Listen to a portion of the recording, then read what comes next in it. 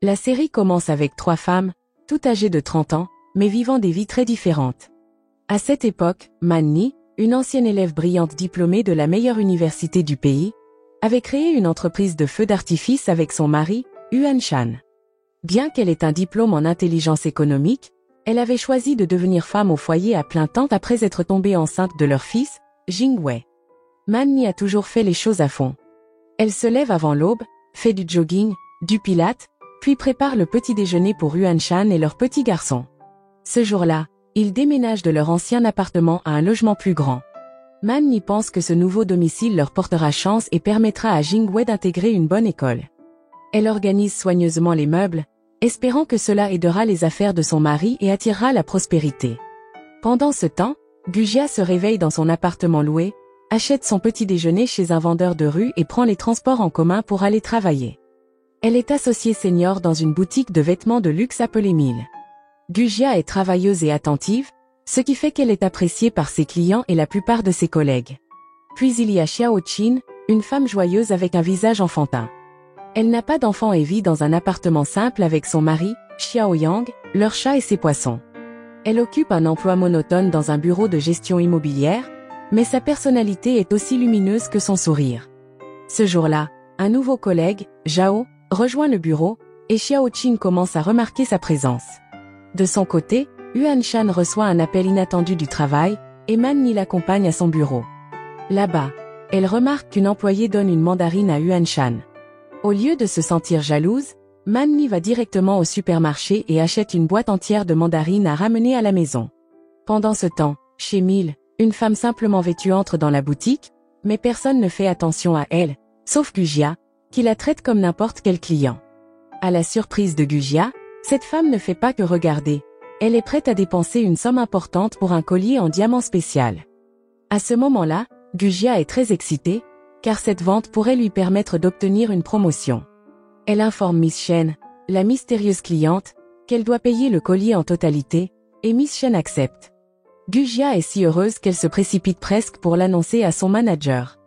Mais avant qu'elle ne puisse le faire, sa rivale au travail, Jing Yu, arrive avec des collations et des boissons pour Miss Shen, espérant lui voler la vente. Le manager stoppe Jing Yu mais tente tout de même de s'impliquer en proposant d'échanger des numéros de téléphone. Heureusement, Miss Shen insiste pour ne traiter qu'avec Gujia. Tout le monde félicite Gujia, sauf Jing Yu, qui vole secrètement le numéro de téléphone de Miss Shen dans le téléphone de Gujia pendant qu'elle ne regarde pas. Ce soir-là, la boutique découvre qu'un pantalon manque à l'inventaire. Tout le personnel doit rester tard pour vérifier les stocks, mais le pantalon reste introuvable. On leur dit qu'ils devront le payer eux-mêmes, une somme presque équivalente à un mois de salaire. Épuisée, Gujia rentre finalement chez elle et dîne avec un repas acheté dans une supérette. Pendant ce temps, Manny profite d'un dîner familial élégant dans leur nouvel appartement, qui offre une belle vue sur la ville. Yuan Shan remarque le tas de mandarines et lui dit qu'elle est une femme parfaite. De son côté, Xiao Qin n'est pas si heureuse. Elle est convaincue que son mari, qui sent mauvais, se soucie plus de ses vieux poissons que de sa nouvelle épouse. À ce moment-là, Manny souhaite que Jingwei soit acceptée dans une école maternelle prestigieuse située dans leur nouvel immeuble. Toute la famille doit donc se présenter à un entretien, y compris les parents. L'équipe d'admission est impressionnée par Manny et Yuan Shan, qui sont des parents bien éduqués et dévoués. Jingwei réussit bien l'entretien, jusqu'à ce que l'enseignant lui demande quelle est la capitale du pays. Au lieu de répondre, Jingwei répète « sur le bras ». Lorsque l'enseignant repose la question, Jingwei mord son bras. Manny ne se met pas en colère en apprenant cela. Au contraire, elle dit à Jingwei que, même s'il a fait de son mieux, il ne doit pas mordre les gens. Xiao Qin, qui est la meilleure amie de Manny et la marraine de Jingwei, vient les voir.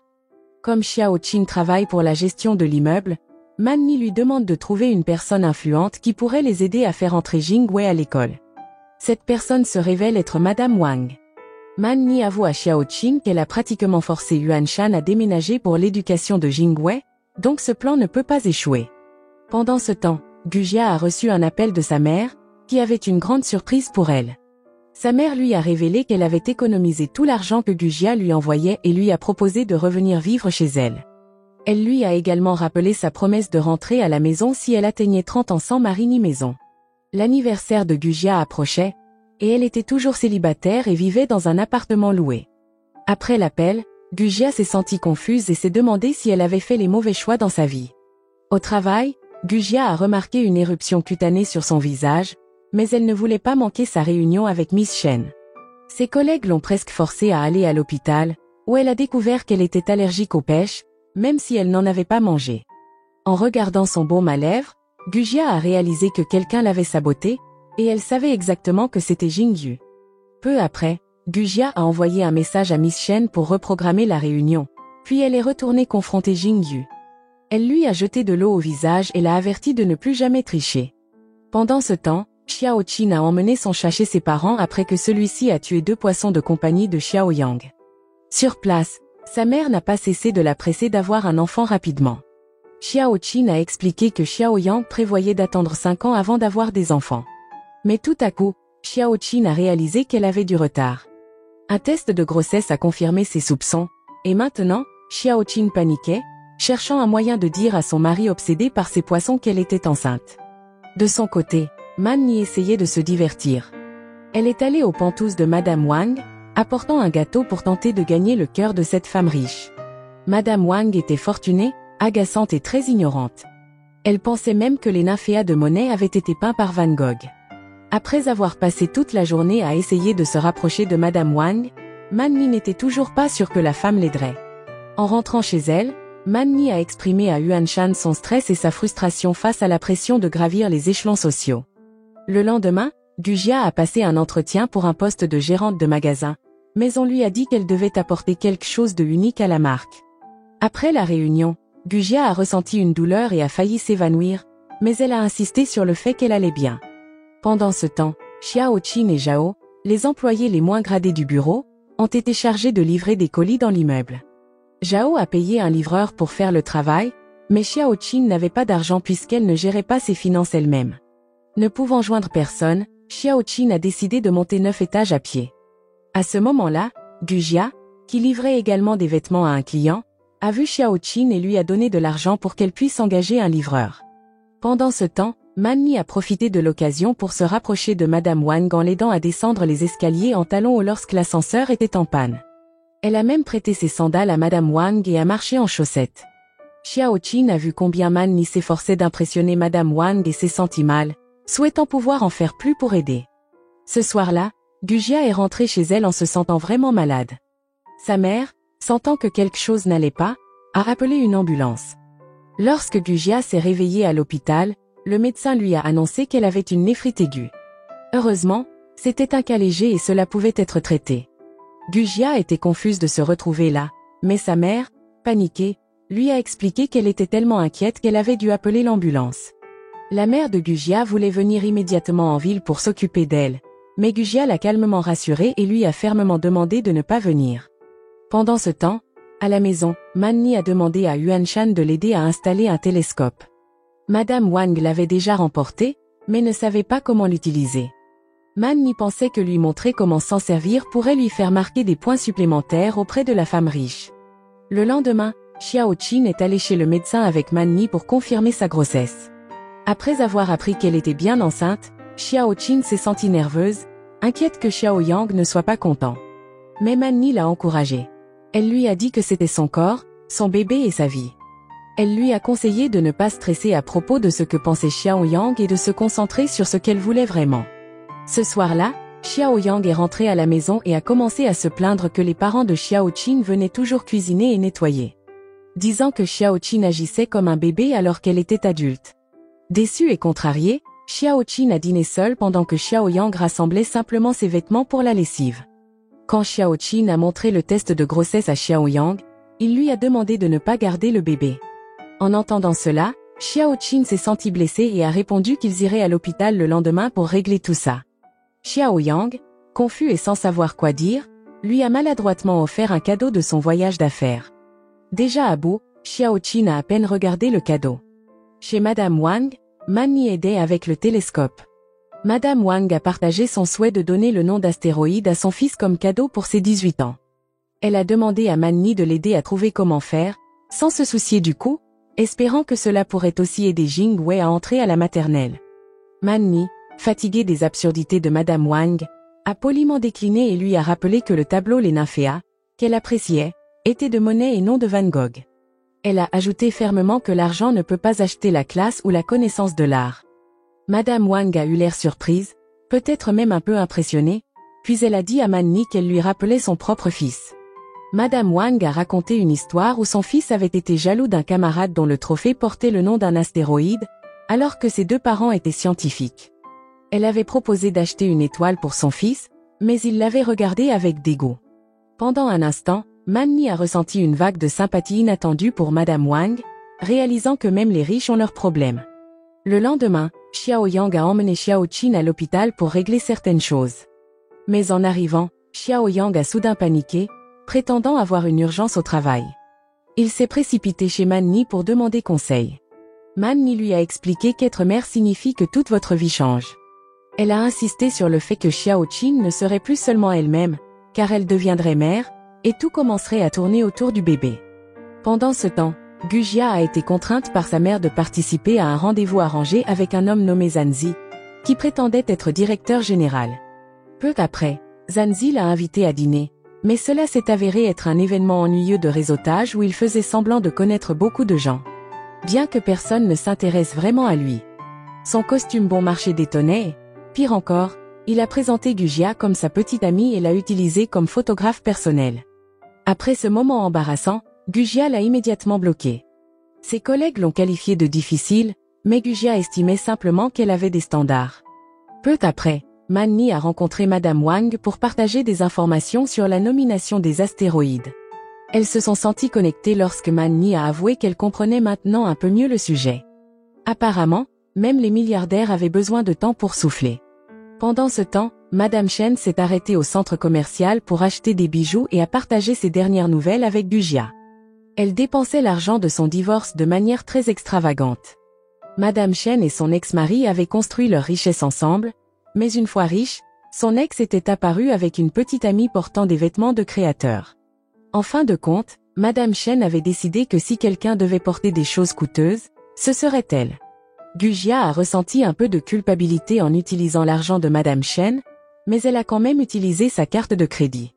Ce soir-là, Yuan Shan travaillait tard, et Luo Yan, connue comme la fille aux mandarines, est venue à nouveau avec de la nourriture faite maison et une histoire dramatique sur la difficulté de son travail, accompagnée de fausses larmes. Yuan Shan a raconté l'épisode à Man Ni comme si ce n'était rien d'important, mais Man Ni savait très bien ce qui se passait. Le lendemain, Man Ni est allée au bureau avec une grosse pile de mandarines pour tout le monde. Elle en a donné une à Luo Yan avec un sourire. Puis, elle lui a dit calmement de se concentrer sur son travail si elle voulait réussir. Peu après, Xiao Yang et Xiao Qin ont déjeuné avec Man Ni et Yuan Shan. Xiao Qin espérait qu'en voyant le petit Jing Wei mignon, Xiao Yang changerait d'avis à propos d'avoir des enfants. Cependant, Xiao Yang était plus intéressé par leur aquarium. Xiao Qin s'est senti déçu en regardant Man Ni et Yuan Shan partager amour et responsabilité, tandis que Xiao Yang restait insensible. Sur le chemin du retour, ils se sont disputés. Xiao Qin voulait une famille heureuse et aimante comme celle de Man Ni, mais Xiao Yang voulait juste que tout reste pareil.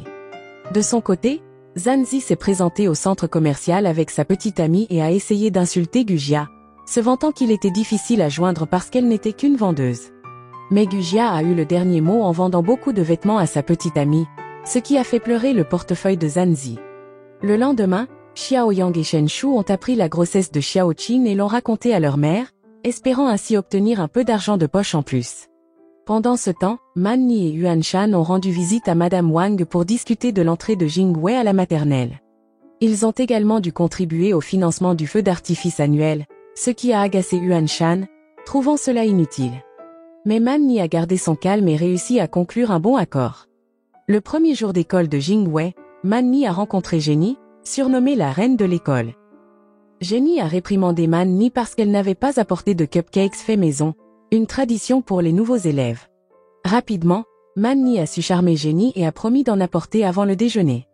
Cependant, lorsque Jenny a découvert que Man Ni vivait dans un quartier chic, son attitude a complètement changé. Elle a immédiatement ajouté Man Ni au groupe de discussion des parents, l'un incluant les enseignants et l'autre non. Le drame a commencé lorsque Man Ni est revenu avec des cupcakes parfaits, impressionnant Jenny. Mais les choses se sont compliquées pendant le festival culinaire de l'école lorsqu'un camarade, Shen Zi, a eu une crise d'épilepsie. Jenny a profité de l'occasion pour convaincre les autres parents de demander l'expulsion de Shenzi, prétendant qu'il avait une mauvaise influence. Man-ni et Yuan-shan ont été dégoûtés par cette discrimination. Bien qu'effrayée pour elle-même et pour Jingwei, Man-ni pensait qu'il devait aider Shenzi au lieu de l'éviter. Elle a expliqué à Jingwei que les crises de Shenzi n'étaient dangereuses que pour lui-même et que le traiter injustement était mal. Finalement, Man-ni a tenu tête à Jenny et défendu la famille de Shenzi, gagnant le soutien d'autres parents. Grâce à Man-ni, Shenzi a pu rester à l'école. Le lendemain, Shen Shu a dit à Xiaoyang et Xiaoqin que leur mère était maintenant au courant de la grossesse de Xiaoqin. La situation s'est compliquée, car leur grand-mère ne supporterait pas qu'il arrive quelque chose au bébé. Jenny, fidèle à elle-même, a attaqué Man-ni à l'école, la traitant de femme au foyer stupide et menaçant de rendre la vie de Jingwei difficile. Man-ni a choisi d'ignorer les paroles absurdes de Jenny, mais le principal a ensuite convoqué Man-ni et l'a invité à rejoindre l'équipe de l'école. Jenny, se sentant menacée, s'est inquiétée que Man-ni lui vole la vedette. Au centre commercial Mille, un homme d'âge moyen a acheté beaucoup de vêtements, puis a invité Gujia à sortir, en lui tendant son reçu de points de fidélité comme si cela devait l'impressionner. Gujia a poliment refusé et a fait remarquer qu'il avait une alliance dans sa poche. L'homme est parti, furieux, mais Gujia n'y a pas prêté attention et a repris son travail. Man-ni a acheté 2 billets de tennis pour Xiaoqin et Xiaoyang, espérant que cela améliorerait leur relation. Cependant, pendant le match, Xiaoyang a reçu un appel de travail et est parti, comme à son habitude. Peu après, Xiaoqin est rentrée seule mais n'a pas pu entrer, car la porte était toujours coincée. Elle avait dit à Xiaoyang des dizaines de fois de la réparer. Elle a essayé de l'appeler, mais il n'a pas répondu. Sans autre choix, elle s'est assise dehors, énervée. Lorsque Xiaoyang est finalement arrivé, il était tard, et Xiaoqin était furieuse. Ils se sont disputés à propos du manque habituel d'attention de Xiaoyang, et Xiaoqin a mentionné le bébé. Cette fois, Xiaoyang s'est confié. Il a raconté que son père l'avait abandonné, lui et Shen Shu, lorsqu'ils étaient enfants, ce qui l'avait forcé à grandir trop vite. Xiaoyang a avoué qu'il avait peur de ne pas être un bon père. Pendant ce temps, Yuan-shan est rentré ivre après une réunion avec Monsieur Ruan, leur grand client. Peu après, Man-ni a appelé Shen Shu pour obtenir des détails sur la réunion et a compris que Yuan-shan avait emmené Luoyan avec lui.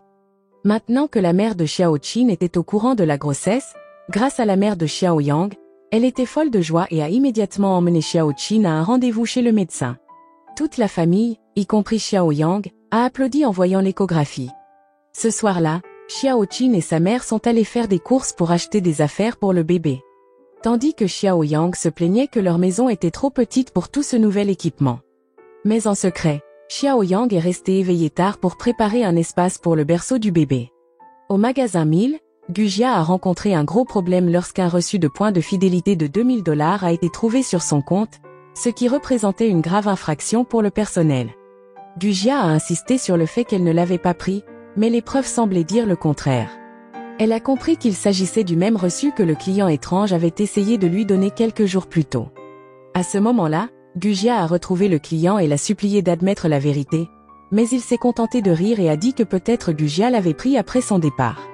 Désespérée, Gujia a demandé l'aide de son patron, mais il a refusé, lui rappelant qu'elle n'était qu'une vendeuse et que les clients venaient pour la marque, pas pour elle. Plus tard, Man-ni a découvert que Yuan-shan s'était disputé avec Monsieur Ruan, leur plus gros client.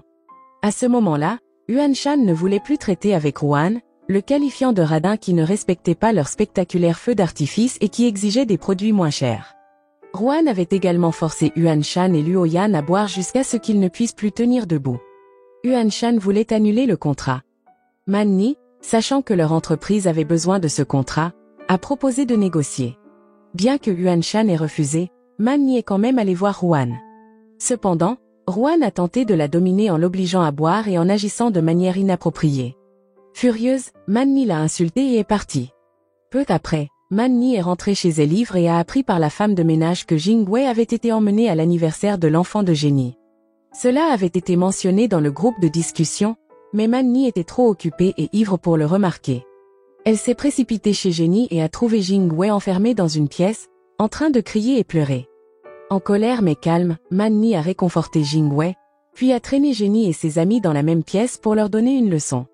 Lorsque Jenny a menacé de porter plainte, Man Ni a répondu calmement qu'elle avait des preuves montrant que Jenny avait kidnappé Jing Wei et volé de l'argent à l'école. Peu après, Man Ni a ramené son fils à la maison. C'était la première fois en 30 ans qu'elle agissait de cette manière. Ce soir-là, Yuan Shan est rentré après avoir joué au football avec ses amis. Man Ni n'a rien dit de sa folle journée. Elle s'est contentée de dire à Yuan Shan que, puisqu'ils avaient décidé de rompre avec Monsieur Ruan, ils risquaient de traverser des moments difficiles et pourraient même devoir vendre leur nouvelle maison. Le lendemain, Gu Jia a failli avoir de sérieux ennuis au siège de l'entreprise, mais Xiao Qin, qui était là pour autre chose, a entendu Zhao parler du problème de Gu Jia. Xiao Qin s'est alors souvenu d'avoir entendu une femme au centre commercial utiliser le reçu de fidélité au nom de Gu Jia. Xiao Qin est rapidement intervenu pour aider et a réussi à prouver l'innocence de Gu Jia. Après avoir vérifié les images de la vidéosurveillance du centre commercial, ils ont identifié la véritable coupable, une amie de Jing Yu. Même après avoir été attrapé, Jing Yu ne s'est pas excusé, affirmant que Gu Jia avait simplement eu de la chance et ne méritait pas son succès. Lorsque le manager a demandé à Gu Jia comment elle voulait gérer la situation, Gu Jia a demandé que Jing Yu soit licenciée, comme cela aurait été son cas si elle avait été coupable. Xiao Yang a commencé à assumer son rôle de père en prêtant plus d'attention à Xiao Qin. Pour la remercier, Gu Jia a invité Xiao Qin à dîner, et Xiao Qin a insisté pour rembourser les 200 yuan qu'elle lui devait. Pendant le dîner, elles ont découvert qu'elles avaient le même âge et sont finalement devenues amies. Pendant ce temps, Shen Shu a parlé à Man Ni des problèmes causés par Luo Yan, qui avait poussé Yuan Shan lors de sa soirée alcoolisée. Réalisant que Luo Yan avait toujours été un problème, Man Ni a décidé de la licencier sans hésitation. Déterminée à sauver leur entreprise, Man Ni s'est replongée dans les affaires. Elle a assisté à une réunion avec des femmes riches en compagnie de Madame Wang, mais elle s'est sentie déplacée, car tout exhibait leur sac de marque. L'une des femmes présentes possédait même plusieurs parcs d'attractions, et Man Ni a pensé qu'être amie avec elle pourrait apporter un gros contrat pour leur entreprise. À la fin de l'événement, elles ont pris une photo de groupe, mais lorsque la photo a été publiée en ligne, Man Ni avait été coupée du cadre. Même ainsi, Man Ni n'a pas abandonné facilement. Elle a décidé que la première étape pour entrer dans le cercle des élites était d'avoir un sac de marque. Puis, elle a appris que la famille de Jenny quittait l'école, ce qui signifiait que le poste de présidente serait vacant. Man Ni a vu cela comme une excellente opportunité. Elle a contacté Gu Jia et Xiao Qin pour l'aider à obtenir un sac de marque. Heureusement, Gu Jia avait une amie qui pouvait l'assister, et bien que ce ne soit pas facile, elle a réussi à aider Man Ni à obtenir le sac. Pendant ce temps, Xiao Qin et Xiao Yang ont dû faire face à un autre défi. Xiao Qin s'est vu offrir une promotion mais l'a refusée, craignant que la charge de travail supplémentaire n'affecte sa grossesse. Xiao Yang, stressé par la possibilité de perdre son emploi, s'est énervé contre Xiao Qin pour avoir rejeté cette promotion. Ils n'étaient pas les seuls à ressentir une pression financière. Le propriétaire de Gu Jia a augmenté le loyer en raison de l'inflation, et Man Ni a eu du mal à justifier une dépense de plus de 40 000 $ pour un sac de marque. Surtout que leur maison était déjà hypothéquée pour sauver leur entreprise. Cependant, Man Ni a convaincu Yuan Shan que l'achat du sac de marque était seulement la première étape pour rejoindre le cercle des femmes riches, ce qui pourrait aider leur entreprise. Surtout que l'une des femmes, Madame Li, possédait 3 parcs d'attractions. Yuan Shan a accepté et a essayé d'emprunter assez d'argent pour permettre à Man Ni d'acheter le sac. Finalement, Gu Jia a remis le sac à Man Ni, qui a expliqué combien il était important pour l'avenir de sa famille, allant jusqu'à le qualifier de bouée de sauvetage. Avec le sac de marque en main, Man Ni a réussi à intégrer le cercle des femmes riches. Depuis ce jour, Man Ni, Gu Jia et Xiao Qin ont commencé à passer plus de temps ensemble. L'entreprise de Gu Jia a récompensé son travail acharné avec un voyage en croisière en Europe. Ensuite, elle a demandé conseil à Man Ni, qui lui a suggéré de passer à une suite, affirmant que l'expérience serait bien meilleure. Gu Jia s'est senti inspiré, tandis que Xiao Qin, un peu triste, a regretté que sa grossesse lui rende difficile de voyager. À ce moment-là, Gu Jia était enthousiaste pour son voyage, croyant que ce serait une expérience unique dans sa vie. En faisant du shopping pour des vêtements, elle a réalisé qu'en vieillissant, elle s'intéressait davantage à la qualité qu'aux marques ou aux tendances. Man Ni lui a aussi prêté certaines de ses plus belles robes pour le voyage. Peu après, Xiao Qin et Xiao Yang ont reçu une terrible nouvelle. Xiao Qin avait fait une fausse couche. Elle était dévastée et ne pouvait pas y croire. Elle s'est sentie encore pire en voyant la réaction de Xiao Yang, qui semblait indifférent. Elle a commencé à se demander si Xiao Yang n'était pas secrètement soulagé, puisqu'il n'aurait plus à se soucier d'avoir un enfant. Pendant ce temps, Man Ni a réalisé que Madame Wang la traitait comme une domestique, lui demandant de préparer des gâteaux pour les autres femmes pendant qu'elles discutaient. Après le départ des invités, Man Ni a donné une leçon précieuse à Madame Wang, lui expliquant que son talent pour la pâtisserie méritait d'être apprécié et qu'elle pouvait aider Madame Wang à gagner le respect des autres femmes. Madame Wang est restée silencieuse, mais elle savait que Man Ni était sérieuse. Enfin, le jour de la croisière de Gujia est arrivé. Elle souriait largement jusqu'à ce qu'elle voie sa petite cabine, pas si luxueuse. Le restaurant du bateau était également divisé en classes économique et luxe. Gujia est allée au restaurant de luxe et a demandé une table près de la fenêtre, mais le serveur lui a dit que ces places étaient réservées pour ceux qui avaient réservé plus tôt. Ce soir-là, Man Ni a rendu visite à Xiao Qin pour la réconforter après avoir appris la triste nouvelle par Xiao Yang. Pendant ce temps, Gujia portait une belle robe que Man Ni lui avait prêtée et s'est rendue dans un bar pour prendre un verre. Elle a commandé du whisky, mais il était trop fort et elle a failli s'étouffer. Un homme au bar l'a remarqué et s'est assis à côté d'elle, plaisantant que le whisky écossais était peut-être trop intense pour elle, puis il a commandé du whisky japonais à la place. L'homme lui a raconté une histoire étrange sur une île en Grèce, où il lave des ossements humains avec du whisky écossais lors d'une cérémonie après qu'une personne a été enterrée pendant 3 ans. Gujia a ri, pensant qu'il aurait raconté cette histoire peu importe ce qu'il buvait, mais cela l'a fait sourire. Ils ont discuté près du bastingage, et Gujia semblait apprécier sa compagnie. L'homme lui a révélé qu'il avait remarqué qu'elle mangeait seule au restaurant plus tôt. Il s'appelait Xing et a proposé de surclasser la cabine de Gujia ensuite, mais elle a poliment refusé, décidant de faire le surclassement elle-même. Le lendemain, l'entreprise de Man Ni et Yuan Shan rencontraient des problèmes financiers, et ils ont dû licencier 2 employés de longue date. Un ami, ayant appris leur situation, leur a prêté de l'argent.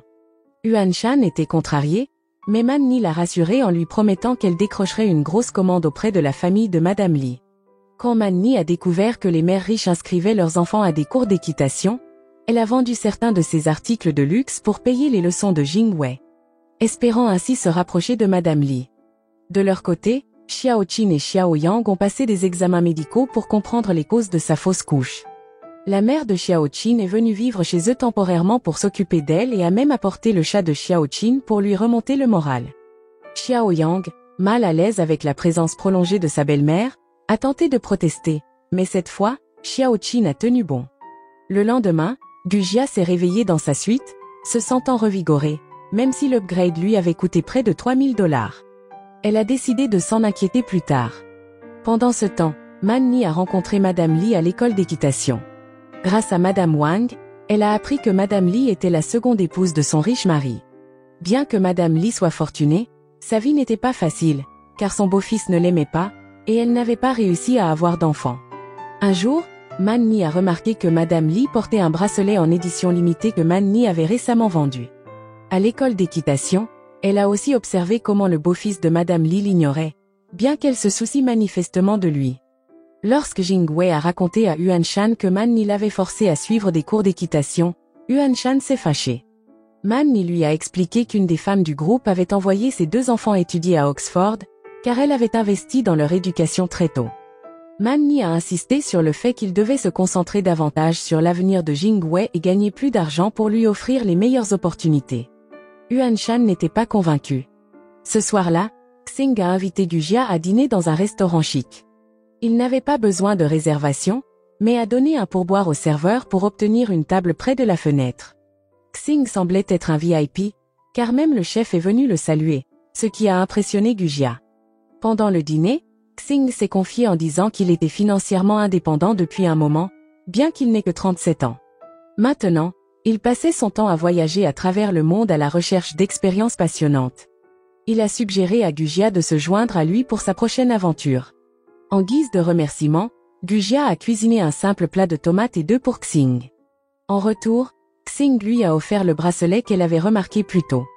Pendant ce temps, la situation n'était pas brillante pour Xiao Yang à la station de télévision. Il craignait de perdre son emploi et devait travailler tard, rompant sa promesse de rester à la maison avec Xiao Qin. À ce moment-là, Xiao Qin était furieuse, sentant que Xiao Yang ne se souciait ni d'elle ni du bébé qu'ils avaient perdu. Elle commençait à regretter de l'avoir épousé, tandis que sa mère défendait Xiao Yang, affirmant qu'il était talentueux et ambitieux. La mère de Xiao Qin a insisté sur le fait qu'avoir un mari était important pour une femme, ce qui n'a fait qu'aggraver la colère de Xiao Qin. Plus tard dans l'après-midi, Xiao Yang est rentrée et a découvert que son aquarium avait été débranché. Sa belle-mère avait débranché l'aquarium pendant 2 heures pour économiser de l'électricité, mais elle avait oublié de le rebrancher, ce qui avait causé la mort de certains poissons.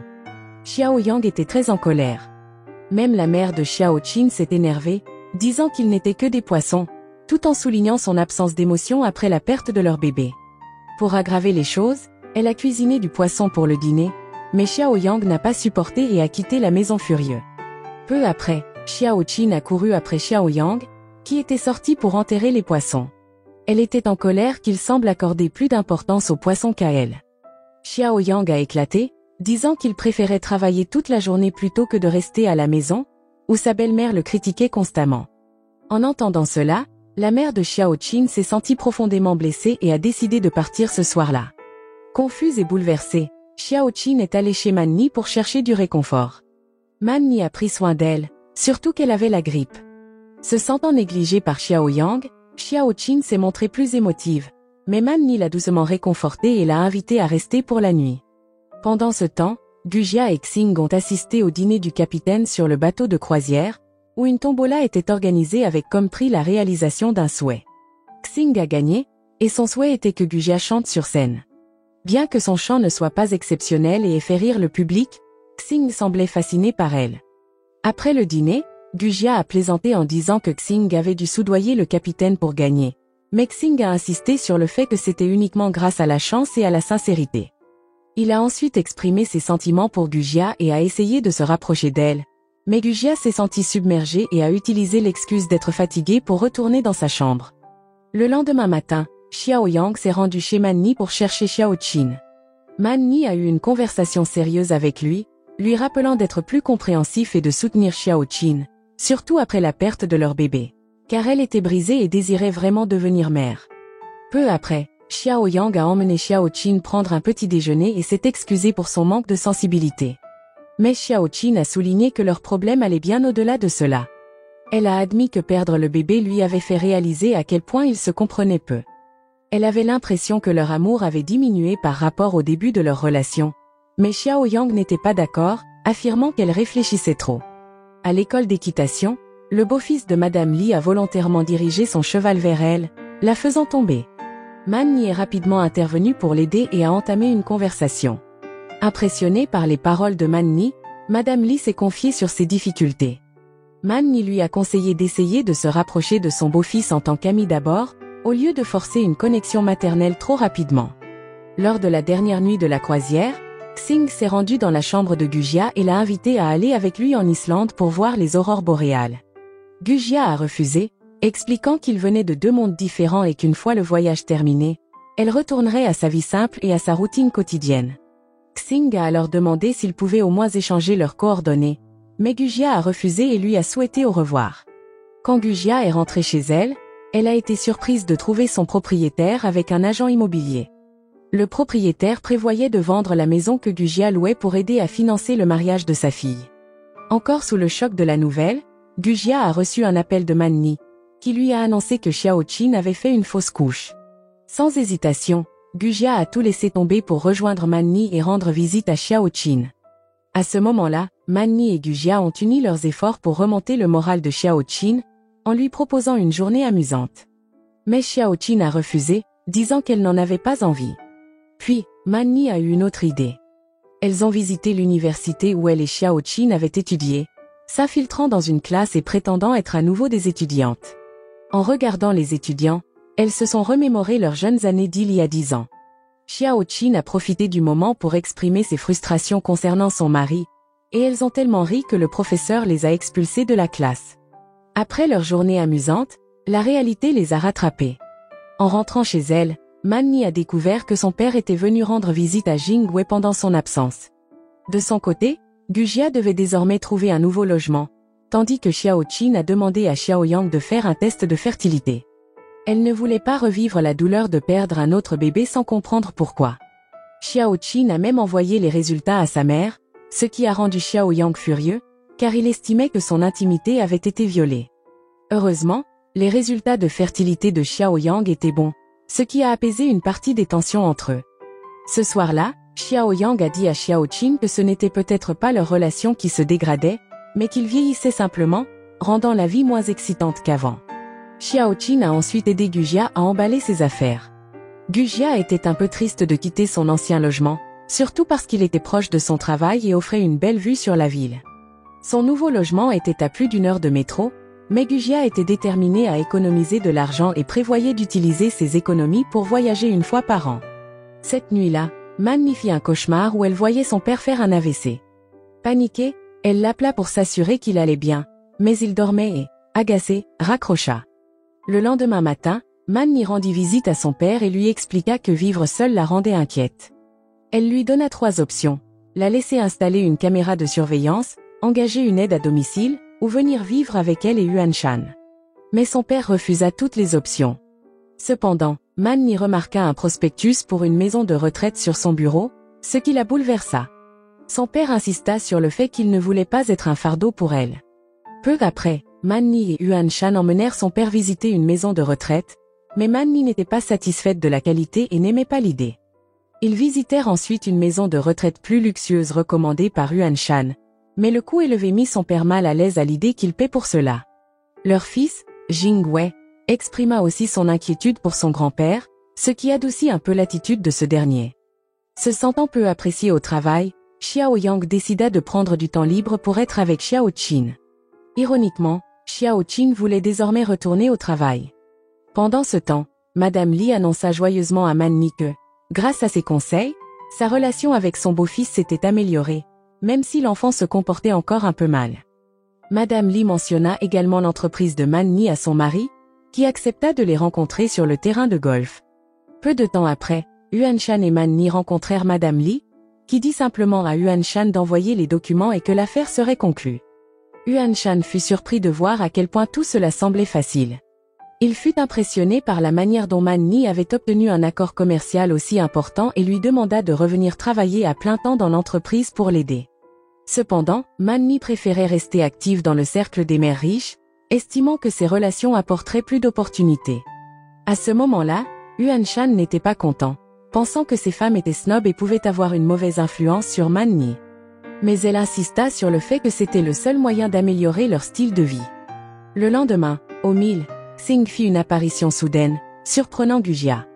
Il lui raconta qu'il venait de passer quelques jours en Islande mais qu'il n'avait pas pu s'arrêter de penser à elle. Là-bas, Xing avoua qu'il avait demandé des informations à un agent de voyage pour savoir où Gujia travaillait. Avant de partir, Xing glissa discrètement la clé de sa chambre d'hôtel dans la poche de Gujia. Gujia, excitée, demanda à son manager un après-midi de congé. Elle se précipita à l'hôtel de Xing et, alors qu'elle s'apprêtait à utiliser la clé, Xing ouvrit la porte et la regarda avec intensité.